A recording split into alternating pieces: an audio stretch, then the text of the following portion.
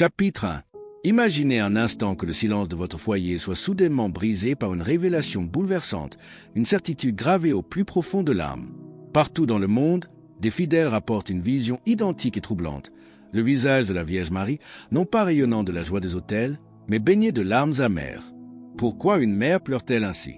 Ce n'est pas pour condamner, mais parce qu'elle voit un immense danger fondre sur ses enfants alors qu'ils continuent de marcher aveuglément vers le précipice. Une grande obscurité est en chemin, une nuit de l'âme et du monde si dense qu'elle ébranlera tout ce que nous tenons pour permanent. Face à ce tumulte imminent, un avertissement résonne avec une urgence absolue. Rentrez chez vous et préparez-vous avant qu'il ne soit trop tard. Cette annonce n'est pas une simple métaphore spirituelle pour notre génération. Comme un petit merci de nous rejoindre aujourd'hui, nous offrons un moment de bénédiction partagée.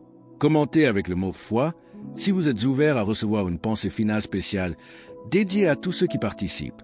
Et s'il vous plaît, appuyez sur « j'aime » si vous appréciez ce moment. Restez bien avec nous, car au fur et à mesure que notre histoire se déroule, nous découvrirons une perspective sur cette obscurité mystérieuse qui pourrait vraiment vous surprendre. Lorsque le ciel s'assombrit, la maison devient bien plus qu'un simple abri de briques. Elle se transforme en un sanctuaire sacré où la foi doit être cultivée comme un bouclier invisible contre les tempêtes extérieures. Souvenons-nous du peuple d'Israël lors de la nuit de la Pâque, protégés du fléau destructeur par le sang de l'agneau sur les portes, avec l'ordre strict de ne pas franchir le seuil de leur demeure. La véritable obéissance dans ces moments de crise n'est pas une marque de faiblesse ou de lâcheté, mais l'expression la plus pure d'une confiance absolue envers le Créateur. Quitter l'agitation du monde pour se recentrer sur l'essentiel devient alors une urgence salutaire pour quiconque veut préserver son âme. Cette invitation pressante au recueillement et à la prière en famille est le premier rempart face aux effondrements structurels et aux agitations sociales sans précédent qui se profilent à l'horizon de notre siècle. Le temps presse et chaque seconde passée loin de cet art spirituel affaiblit notre capacité à résister aux doutes. Mais quelle est la nature exacte de cette obscurité qui approche à grands pas? Et comment les prophéties du passé éclairent-elles ce que nous nous apprêtons à vivre très prochainement? Lorsque l'histoire s'écrit sous nos yeux, elle emprunte souvent les chemins oubliés de la mémoire collective. Pour comprendre la nature de l'obscurité annoncée par les larmes de la Vierge, il suffit de tourner notre regard vers les grands carrefours du passé. À travers les décennies, chaque fois que la Reine des Cieux a évoqué une ombre imminente, ces avertissements sont traduits par des réalités historiques tangibles et bouleversantes. À Fatima, derrière les voiles de la prophétie, se dessinait la silhouette terrifiante de la Seconde Guerre mondiale, l'expansion de totalitarisme destructeur et une persécution féroce contre l'Église. Ce n'étaient pas de simples images poétiques, mais des secousses concrètes qui ont redéfini le destin de millions de familles.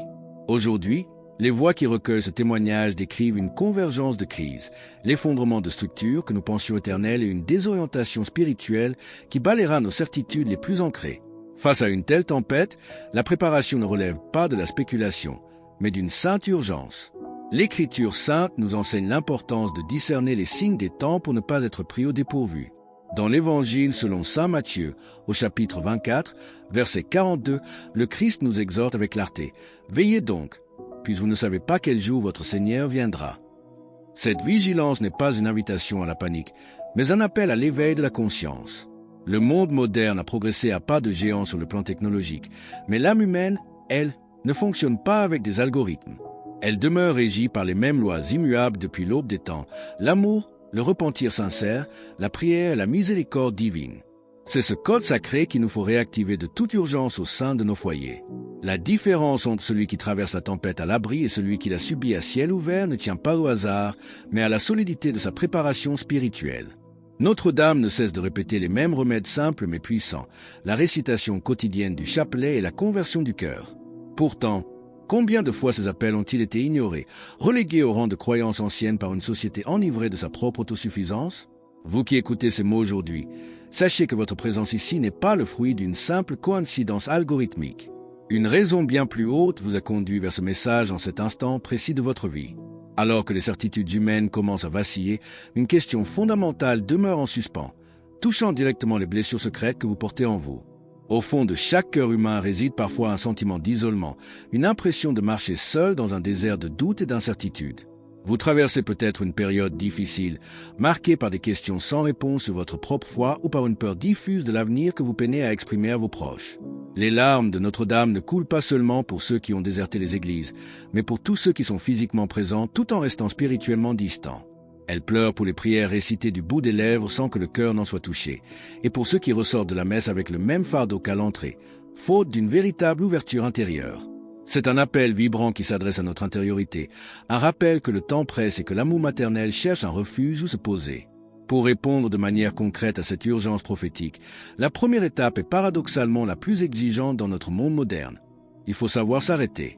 Interrompre la course effrénée du quotidien, suspendre ce tourbillon d'obligations qui s'enchaîne sans nous laisser le temps de respirer. Nous avons pris l'habitude de combler le moindre espace de vide par le bruit permanent de nos technologies, car le silence nous effraie. Pourtant, le silence est précisément le terrain sacré où Dieu fait entendre sa voix douce et ferme. En refusant de faire taire le vacarme extérieur, nous nous condamnons à l'indifférence et passons à côté des avertissements célestes les plus cruciaux pour notre salut et celui de notre famille. Rebâtir ce sanctuaire intérieur demande une honnêteté radicale envers soi-même et envers le Créateur. Les blessures du passé et les regrets liés à nos erreurs passées agissent comme des ancres qui nous empêchent d'avancer vers la lumière. Mais la grâce divine est toujours prête à se déployer pour quiconque choisit de faire le premier pas vers la réconciliation. Dès lors, comment purifier notre âme pour affronter sereinement les temps incertains qui s'annoncent? Et quels sont les actes de courage indispensables que nous devons accomplir dès aujourd'hui auprès de ceux que nous aimons le plus? Le chemin vers la paix véritable passe inévitablement par le pardon et la libération des fardeaux que nous traînons parfois depuis des années. Existe-t-il une rancune tenace qui obscurcit votre cœur, un mot d'apaisement que vous retenez, ou une confession que vous repoussez sans cesse par honte ou par peur? L'obscurité qui approche sera infiniment plus simple à traverser pour ceux qui s'y engageront l'âme légère et purifiée. Non pas parce que le ciel exige une perfection absolue de notre part, mais parce que le poids de nos fautes non confessées rendra cette traversée spirituelle inutilement douloureuse. En nettoyant le miroir de notre âme, nous permettons à la lumière divine de s'y refléter pleinement et de devenir un phare pour notre entourage. C'est au cœur de cette démarche de guérison que se trouve notre responsabilité envers ceux que nous aimons. Réunir sa famille ne doit pas être un projet lointain, remis à des jours meilleurs, mais une priorité absolue pour cette semaine. Il ne s'agit pas de faire de grands sermons moralisateurs ou d'effrayer vos proches avec des discours apocalyptiques, mais simplement d'être ensemble, de restaurer le dialogue et de prier d'un seul cœur. Lorsque l'ombre s'épaissira sur le monde, elle doit trouver des foyers soudés et non des familles dispersées, où chacun vit isolé dans sa propre bulle, les yeux rivés sur un écran froid comme unique compagnon. Si ce message résonne profondément en vous et que vous vous sentez poussé à affirmer votre foi en cet instant, partagez Amen dans les commentaires ci-dessous. Cette union sacrée au sein du foyer trouve sa plus belle expression dans les mots du psalmiste qui nous rappellent le fondement de notre sécurité spirituelle. Dans le livre des psaumes, au chapitre 91, verset 4, il est écrit « Il te couvrira de ses plumes et tu trouveras un refuge sous ses ailes. Sa fidélité est un bouclier et une cuirasse. » En transformant nos maisons en forteresses de prière, nous activons cette promesse divine pour nos enfants et nos petits-enfants. Le retour vers cette dévotion sincère est un appel direct de notre Mère Céleste, qui nous tend le chapelet comme l'arme spirituelle par excellence pour notre époque. Pourtant, une subtile tentation persiste, celle de se croire indigne d'une telle protection en raison de nos fautes passées. Comment surmonter ce sentiment d'indignité qui nous paralyse? La croyance selon laquelle nous sommes trop imparfaits pour être secourus est l'un des plus grands pièges spirituels de notre époque. Beaucoup de personnes portent en elles la blessure profonde de l'indignité, s'imaginant que leurs erreurs passées ou leur éloignement de l'Église les privent à jamais de la protection divine. C'est une immense illusion. Notre-Dame ne manifeste pas ses larmes de douleur pour les saints qui ont déjà trouvé le havre de paix, mais précisément pour les âmes égarées qui trébuchent dans les ténèbres. La célèbre parabole de la brebis perdue ne relève pas d'un conte poétique pour enfants, mais d'une révélation fondamentale sur la nature miséricordieuse du ciel. Le bon pasteur laisse en sécurité les 99 autres brebis pour s'enfoncer seul dans la nuit à la recherche de celle qui s'est perdue, car c'est elle qui en a le plus cruellement besoin. Si vous ressentez ce vide intérieur ou cette sensation d'égarement, sachez que cet avertissement maternel vous est destiné de manière privilégiée. Il s'agit d'une invitation pressante à réveiller notre discernement face à la direction inquiétante que prend notre monde. Ce sentiment diffus que les structures s'effondrent et que les repères s'effacent n'est pas une preuve de faiblesse psychologique, mais une perception spirituelle très réelle de la crise morale contemporaine. Ce trouble légitime ne doit pas nous paralyser dans la terreur, mais se métamorphoser en une force d'action, un aiguillon qui nous pousse au recueillement et à la prière fervente en famille. C'est le retour salutaire vers une sainte humilité qui s'exprime par le besoin de plier les genoux, non pas par esprit de défaite, mais en signe d'allégeance envers une intelligence et un amour infiniment supérieur au nôtre. Face à l'ampleur de ces révélations privées à travers la planète, une interrogation légitime surgit inévitablement dans l'esprit du croyant moderne. Comment distinguer une prophétie authentique d'une simple illusion psychologique ou d'une manipulation? La tradition chrétienne possède des critères de discernement séculaire et rigoureux pour éprouver ces phénomènes extraordinaires en analysant la cohérence théologique du message et la droiture de vie de ceux qui les reçoivent. Mais alors, comment l'Église valide-t-elle ces manifestations célestes et pourquoi l'urgence se fait-elle ressentir avec une force si particulière au cours des tout prochains mois? L'Église ne valide jamais les révélations privées à la légère. Elle applique un examen théologique d'une rigueur absolue. Elle analyse avec soin les fruits spirituels, la conformité du message avec les Écritures et la santé psychologique des messagers. Surtout, elle pose une question fondamentale. Ce message conduit-il les âmes vers Dieu ou engendre-t-il une terreur paralysante? Les avertissements actuels manifestent une continuité parfaite avec les apparitions reconnues d'Akita au Japon ou de Fatima, rappelant inlassablement l'urgence de la conversion et du retour à la prière familiale. Il n'y a pas de nouveauté théologique, mais une intensité dramatique accrue, semblable à un barrage routier dressé sur une voie rapide. Il n'est pas placé là pour punir les conducteurs, mais pour éviter qu'ils ne se précipitent dans un abîme invisible. C'est précisément dans ces moments de crise que le Christ se révèle comme le véritable rocher de notre existence. Dans l'Évangile selon Saint Jean, au chapitre 8, verset 12, Jésus nous déclare solennellement « Je suis la lumière du monde. Celui qui me suit ne marchera pas dans les ténèbres, mais il aura la lumière de la vie. » Cette promesse éternelle s'adresse directement à vous, qui vous sentez peut-être isolé, affligé par un deuil récent ou inquiet pour l'avenir de vos enfants qui se sont détournés de la pratique religieuse.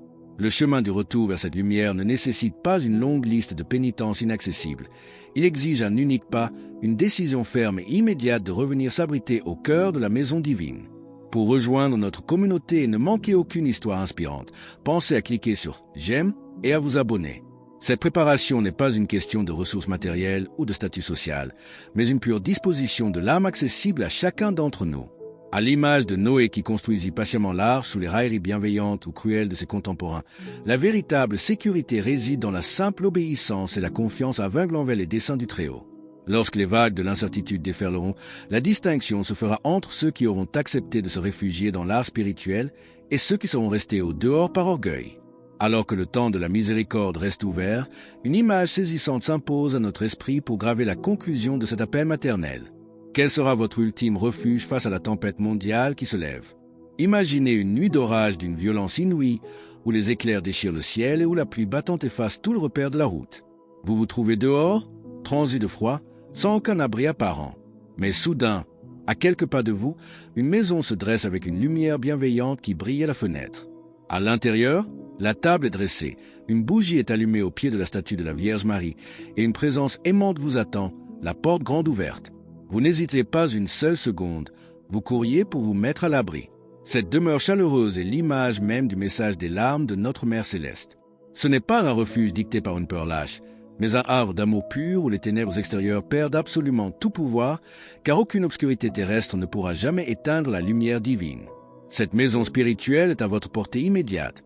Elle se trouve dans votre relation quotidienne avec le Seigneur, au cœur de votre vie de prière et dans les sacrements que vous décidez de retrouver dès aujourd'hui. Au terme de notre existence terrestre, nous ne retiendrons ni nos triomphes éphémères, ni les soldes de nos comptes bancaires, ni les disputes stériles où nous voulions absolument avoir raison. Ce qui subsistera pour l'éternité, c'est l'amour que nous aurons partagé, les pardons accordés avec courage, les prières murmurées dans le secret de notre chambre et notre présence fidèle auprès de ceux qui comptaient sur nous. Notre-Dame, qui est restée courageusement debout au pied de la croix alors que tous fuyaient, pleure aujourd'hui par amour pour nous, car elle sait que les événements à venir ébranleront profondément l'humanité. Son avertissement maternel contient déjà la solution, notre conversion sincère et immédiate. Alors que nous concluons sur l'urgence de ce retour au sanctuaire du foyer et à la prière du cœur, nous vous invitons à déclarer votre foi. Commentez « Jésus est roi ci-dessous » pour affirmer cette vérité avec nous. Et votre parcours ne doit pas s'arrêter ici. Cliquez sur la vidéo qui apparaît maintenant sur votre écran pour un autre message puissant que nous avons préparé pour vous.